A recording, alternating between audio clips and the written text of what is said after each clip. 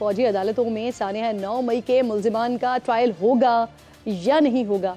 Supreme court ने अहम मामले की सुनवाई के लिए नया बेंच तश्कील दे दिया। जस्टिस अमीरुद्दीन खान की सरबराही में ये 6 रुकनी बेंच 25 मार्च को इंट्रा कोर्ट अपीलों की समाअत करेगा।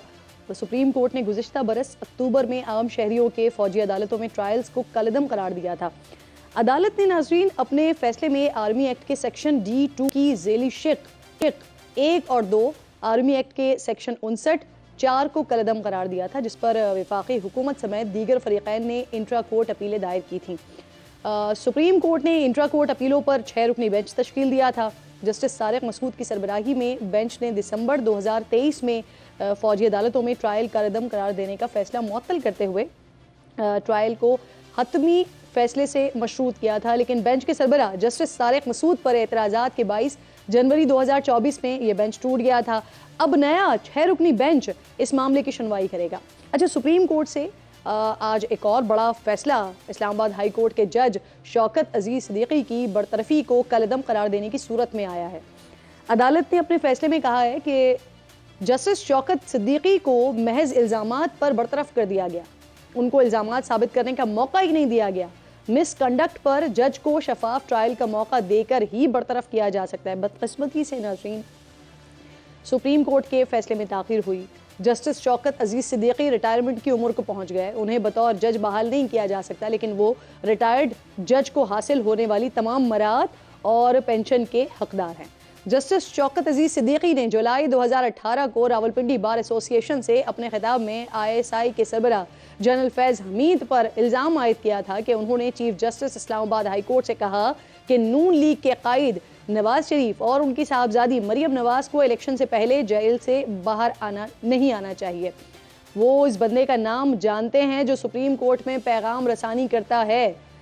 जस्टिस सिद्दीकी के इल्ज़ामात पर सुप्रीम कोर्ट ने मुतल्लिका अफराद को नोटिस किया था, जिसके जवाब में जनरल रिटायर्ड फैज़ हमीद, साबिक chief justice Islamabad high court Anwar कासी और ब्रिगेडियर रिटायर्ड इरफान रामी ने शौकत अजीज सिद्दीकी के इल्ज़ामात और उनसे मुलाकात की तरदीद कर दी थी।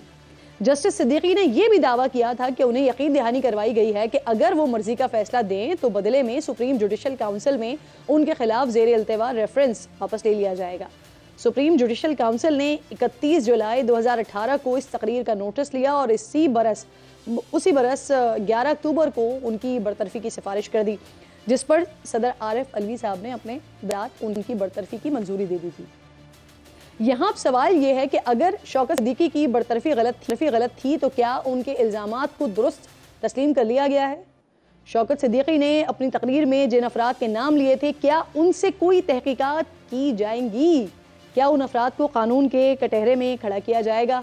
अच्छा, दूसरी तरफ नाज़रीन एक और मामला भी है। सुन्नी इत्तेहाद काउंसिल ने PTI की हिमायत से इलेक्शन जीतकर दूसरी पार्टीज में जाने वाले 20 अरकान के खिलाफ रेफरेंस ऐलान कर दिया है और ज़रा ऐसा बता रहे हैं कि अरकान के खिलाफ मुतल्लिका असम्बलीज़ के स्पीकर से रुजू किया जाएगा। पंजाब असम्बली में अपोजिशन लीडर मलिक अहमद कह रहे हैं कि बानी PTI का नाम पर वोट लेकर वफादारी बदलने वालों का अंजाम बुरा होगा। इंतहाई हसास मामले पर बात करने जा रही हूँ। गवादर पोर्ट पर जो हमला हुआ उसमें मुलविस दहशतगर्द जो था, मिसिंग पर्सन निकला। हलाक दहशतगर्द करीम जान वल्द फजल बलोच तुर्बत का रिहायशी था।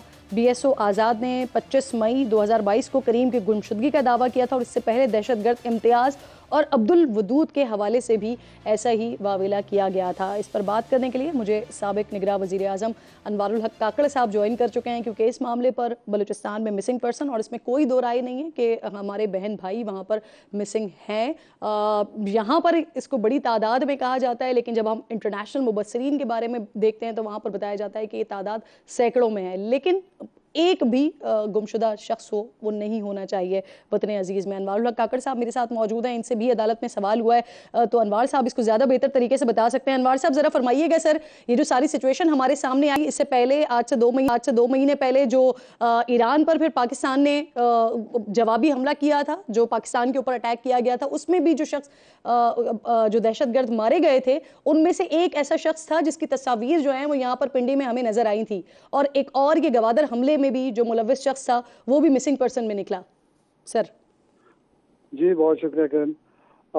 आपने जिस तरह अपने इब्तिदाइया में कहा, इसमें कोई दो राय नहीं है कि इनफोर्स डिसअपीयरेंस जो है उसमें अगर कोई एक फर्द भी उसका शिकार हो तो वो ज्यादती है, वो नहीं होना चाहिए। क्या पाकिस्तान की कोई स्टेट पॉलिसी है कि इसको एज अ टूल इस्तेमाल किसी भी गिरोह के खिलाफ, किसी भी ग्रुप के खिलाफ कर रहे हैं? इसका जवाब नफी में है। मैं as a head of the government 6 माह में रहा हूँ, उसके अलावा भी इन चीज़ों को मैं कॉन्स्टेंटली ऑब्जर्व करता रहा हूँ। सूबाई हुकूमत में भी पार्टिसिपेशन मिल रही है, सेनेट के फोरम पे भी रही है। मसला है क्या? जिस शख्स का भी आपने हवाला दिया ग्वादर के अटैक में जो आया था, इस तरह के कई मौक़ों पे वो लोग जो इस कैटेगरी में इन लिस्टों में शामिल होते सामने आते आए हैं, वो मुख्तलिफ मौक़ों पे मुख्तलिफ अटैक्स में फिर या तो मारे गए हैं या पकड़े गए हैं, और स्टैब्लिश हुआ है, ये एविडेंस आई है कि ये इन कैंपों में गए थे। ईरान के वाक़े में ये स्टैब्लिश हुआ, ग्वादर के अटैक में ये स्टैब्लिश हुआ। ये होता क्यों है? मैं इसको ज़्यादा मैंने कोर्ट में भी इस नुक्ते को इसकी वजाहत करनी ज़रूरी समझी थी जज साहब के सामने भी, ऑनरेबल हाई कोर्ट के जो जज थे हमारे। एक इंसर्जेंसी वहाँ चल रही, वहाँ पे ये जो गिरोह है मुसल्लत दहशतगर्द जो हैं, ये तसलसल के साथ आपके रियासती इदारों पे, लॉ इन्फोर्समेंट एजेंसी पे, आम शहरियों पे हमला आवर होते हैं। उसके साथ साथ इन्होंने सिविल सोसाइटी की एंटिटीज क्रिएट की हुई हैं जो इनका नैरेटिव या इनका बयानिया बनाने की कोशिश करती है, और उसमें ह्यूमन राइट्स की वायलेशन को as a tool, as a language इस्तेमाल करते हुए स्टेट को मिलाइन करने की कंपेन करती है। एक तरफ ऑन ग्राउंड आपको तशद्दुद का सामना करना पड़ता है, मुसल्लह कार्रवाइयों का सामना करना पड़ता है, दूसरी जानिब एक फॉल्स नैरेटिव जनरेट करके स्टेट को मलाइन भी किया जाता है और रियासत को एक डिफेंसिव पोजीशन पे लाने की कोशिश की जाती है। जी। इसके तहत ये क्या करते हैं, कभी कहते हैं कि जी 8,000 की तादाद में लोग इन फोर्स डिसअपीयर हैं, कभी 600 पे आ जाते हैं, कभी 150 पे आ जाते हैं। ये तादाद ज्यादा क्यों बताते हैं? ये तादाद इसलिए ज्यादा बताते हैं कि जो इंटरनेशनल ऑर्गेनाइजेशंस हैं उनका रडार इस तरफ आए, वो अटेंशन सीक कर सकें। क्योंकि अगर आप ये कहेंगे जी 20 अफराद हैं या 50 अफराद हैं, उसमें अटेंशन डोमेस्टिक जो इंस्टीट्यूशंस है उनकी तो आएगी, लेकिन इंटरनेशनल ऑर्गेनाइजेशन की अटेंशन नहीं आती, इसलिए उसकी एग्जेजरेटेड फिगर ये बताते हैं। जी। ये कॉम्प्लेक्स इशू है। इस कॉम्प्लेक्स इशू को मीडिया को भी अंडरस्टैंड करना है, इंटेलिजेंशिया को भी अंडरस्टैंड करना है, पार्लियामेंट को भी अंडरस्टैंड करना है, और इसको पूरे पैराए में समझने के बाद इसके जो मसाइल हैं वो हल भी करने चाहिए। जितना इन लोगों का सिविल लिबर्टीज के हवाले से उनके राइट्स की प्रोटेक्शन जरूरी है, उसी तरह जो स्टेट के बिहाफ पे लोग वहाँ पे ड्यूटीज परफॉर्म कर रहे हैं उनकी भी प्रोटेक्शन जो है ना वो एक कॉन्स्टिट्यूशनल ड्यूटी है। ऐसा नहीं है कि आप अपने बच्चों को रिक्रूट कर दें लॉ इन्फोर्समेंट एजेंसी में और फिर उनको आग में झोंकते हैं और आप उनकी प्रोटेक्शन ना करें, वो मलाइन हो रहे हो, अटैक्स उन पे आ रहे हो और आप उनको ओन ही ना करें।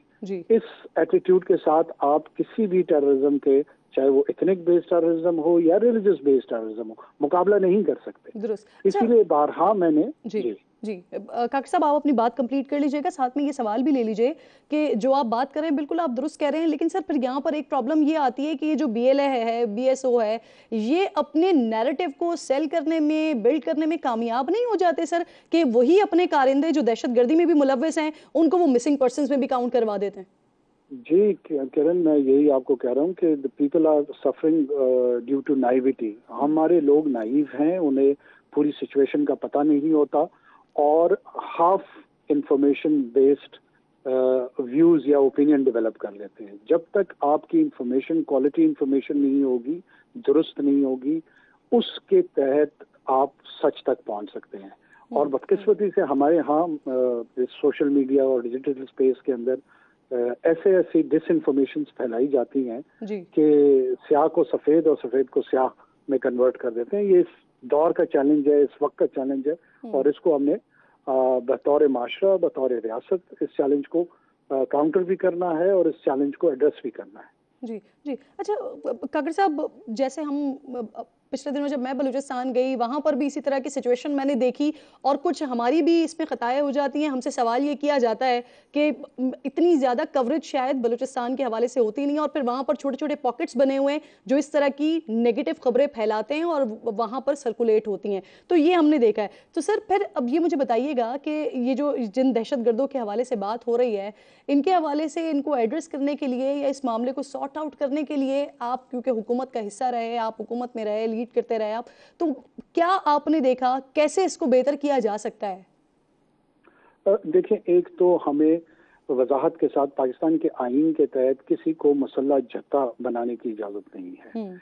आप जो है कोई मिलिशिया फॉर्मेशन नहीं कर सकते हैं, मुसल्ला गिरोह की तश्कील नहीं कर सकते। ये गैर आईनी है, गैर कानूनी है, गैर अखलाकी है, गैर सियासी है। अगर किसी को पॉलिटिकल अपने किसी भी किस्म की कोई ग्रीवेंस है या ग्रीवेंस नहीं भी है, वो पाकिस्तान की जो पॉपुलेशन है उनके लिए एक पर्टिकुलर विजन रखना चाहते हैं, वो पीसफुल मैनर में उसकी एडवोकेसी करने के लिए, उसमें कोई पॉलिटिकल पार्टी तश्कील देने में, उसके इलेक्टोरल प्रोसेस में हिस्सा लेने में तमाम शहरी आज़ाद हैं। मुसल्ला कार्रवाई कोई नहीं कर सकता। जब कोई शख्स तशद्दुद की राह अपना लेता है या कोई गिरोह अपना लेता है, तो वो नॉर्मल पॉलिटिकल एनवायरनमेंट और कैटेगरी से अपने आप को खुद इजेक्ट करवा लेते हैं, नॉर्मल प्रोसेस से इजेक्ट करवा लेते हैं। आपने टेररिस्ट को टेररिस्ट के तौर पे एक्नॉलेज करना है और फिर उसी तरीके से ट्रीट भी करना है। जब तक हम इस नुक्ते को नहीं समझेंगे, हम इस सिचुएशन को नहीं हैंडल कर पाएंगे, हैंडल नहीं कर सकेंगे और फिर बाहर भी नहीं निकल सकेंगे। आप